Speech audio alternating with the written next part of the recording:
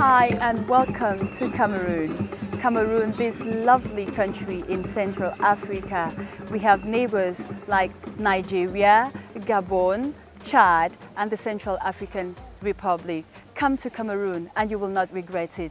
Cameroon is a land of plenty. When I talk about plenty, I talk about cultural diversity. In Cameroon, we have over 250 ethnic groups. This diversity makes us strong. In spite of the diversity, we stand as one.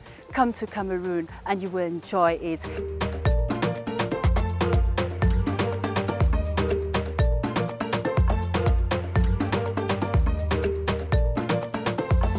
You're welcome to Just Asking.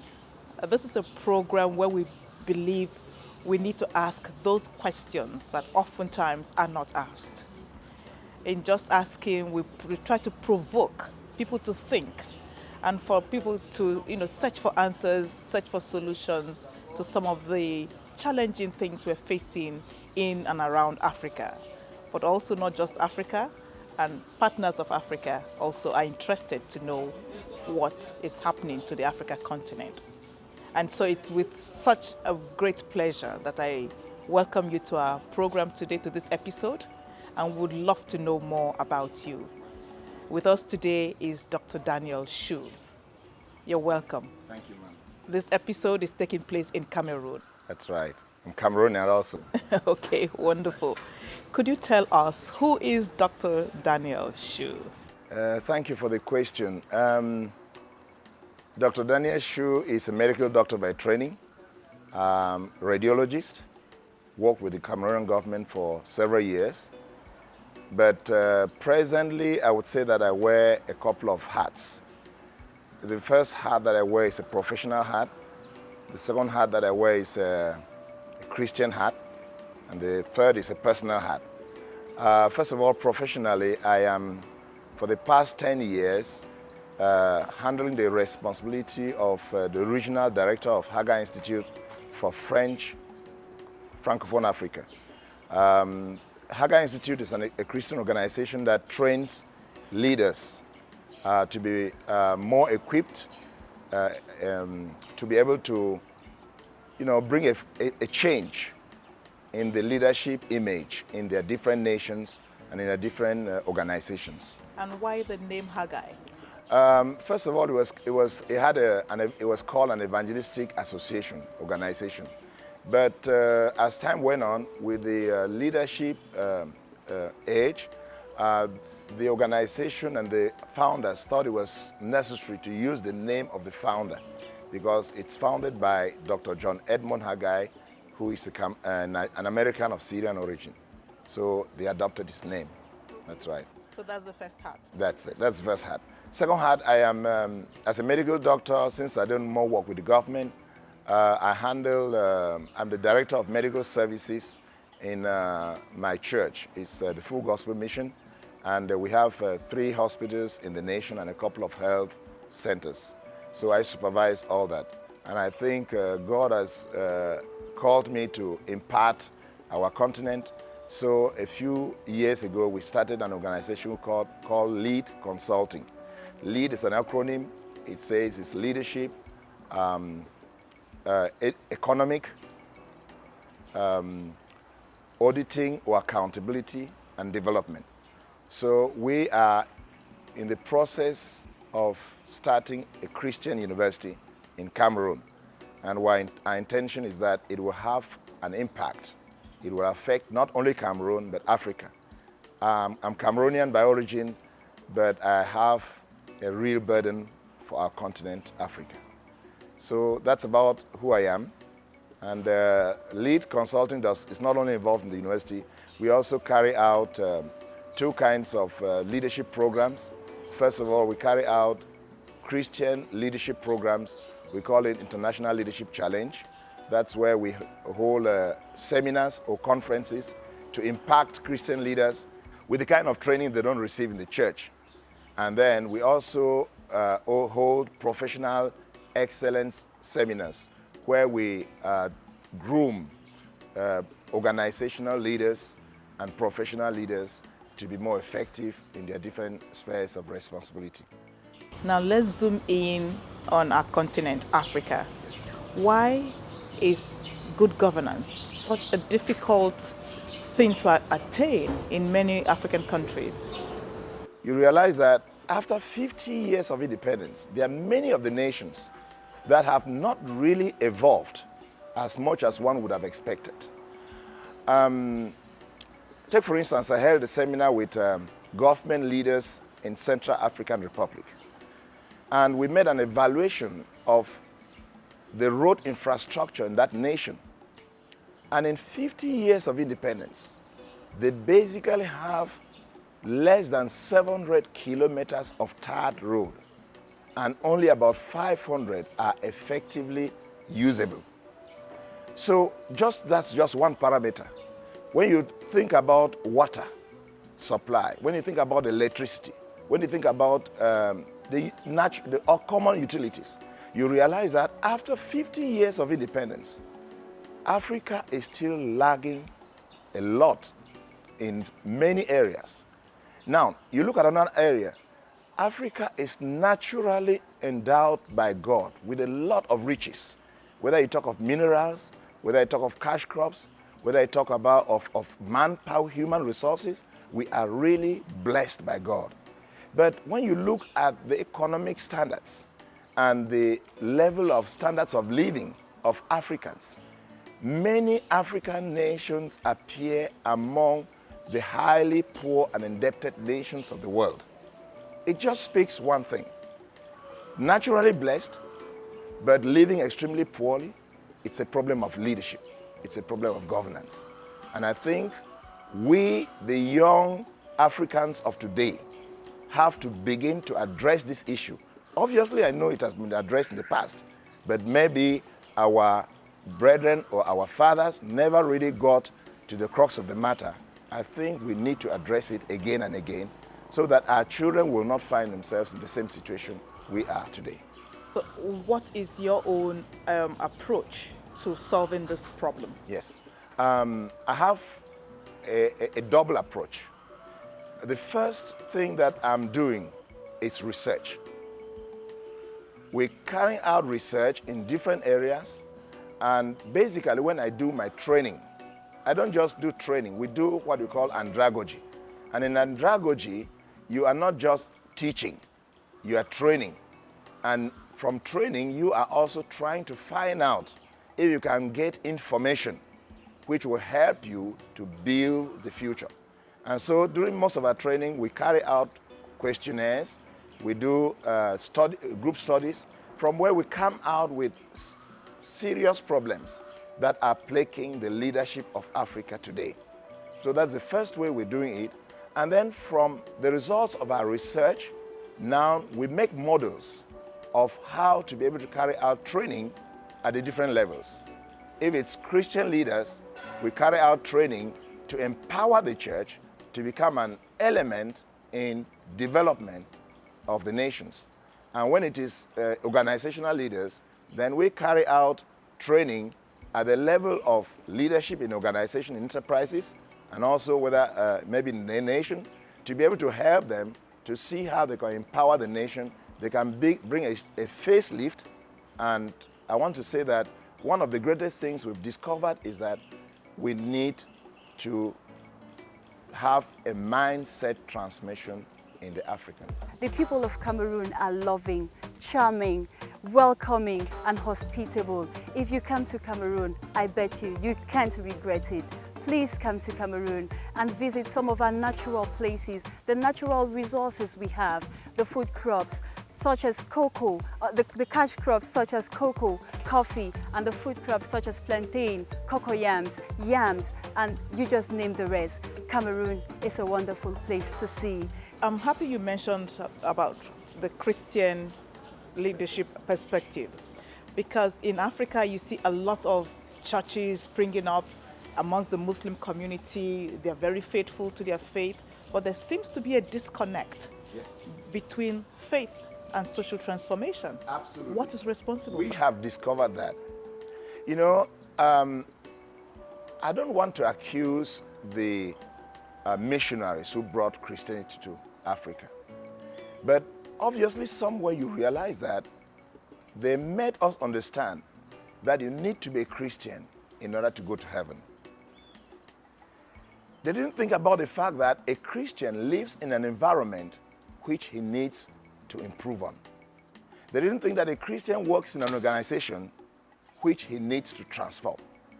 They didn't think that a Christian works in a nation and has children that he has to build and prepare to take over from him.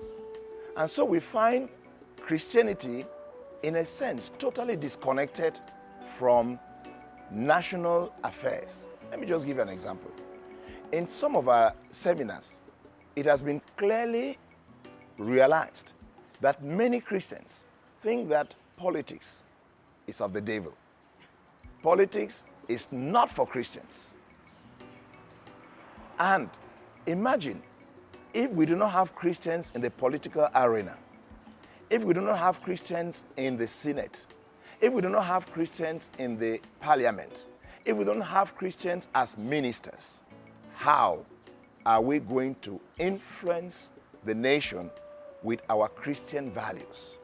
You know that one of the elements we've discovered in our research is that Africa is very, very traditionalistic.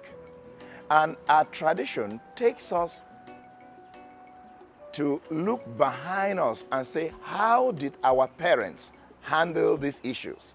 And we tend to handle things the same way. Our parents handled things in the past with a certain mindset according to the level of their education and according to the level of their development. But today we are more developed. Today the whole world is evolving. Even though we don't need to throw behind tradition, but we need to be visionary oriented. And so we begin to realize that, you see, many African leaders are involved with mysticism, with occultism, with materialism, with egoism. And I don't want to say that these are African values.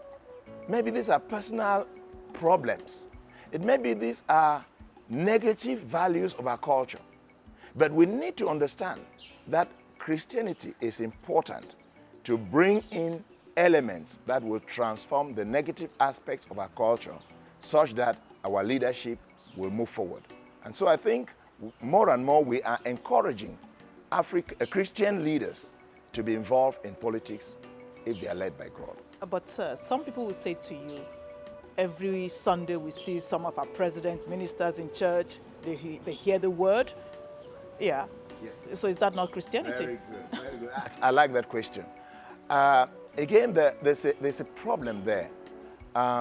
You find a lot of people who wear the gown of a Christian. They wear the coat of a Christian. They're baptized, they're confirmed, they go to church, but they do not have what you call the Christian values. They don't have the real transformation from within. Because if somebody has been transformed by the power of God, he will be a model in society. Many of our leaders do not turn to God, do not have God as their mentor, do not have Christ, do not have Christian values.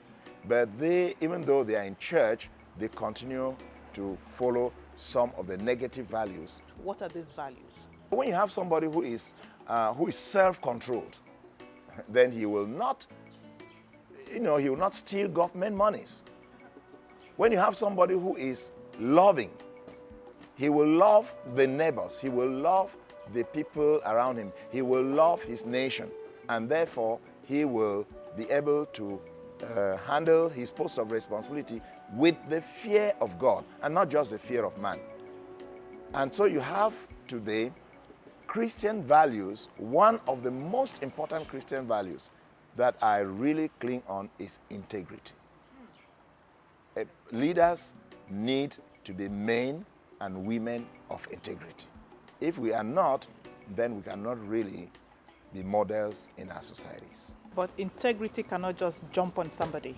How do you acquire integrity, First of all, I would say that I am the son of a pastor. I was modeled by my father, and I also grew in the church. And I've read books on integrity, and I've lived in an environment of men and women of integrity. Integrity is not just received as a gift. Integrity is built. It's a process. And so we need, one of the problems, we don't have models. We don't really have good models. Absolutely somebody like Nelson Mandela is a model, not only to Africa, but to many other countries. I also look at somebody like Mathieu Kerikou, the former president of Benin. He is also a model. He was first of all a communist, but after he left communism and really became a born-again Christian, God brought him back to power. And if you go to Benin and you see Benin before, Benin during, and Benin after, there is a real change. So we need leaders who are models. And then we need Christian leaders who will train people in real integrity. But I also want to say that we also need leaders who will be able to sanction, who will be able to punish people who are not living lives of integrity at their job sites. Many countries let go those who are corrupt, so long as they are not,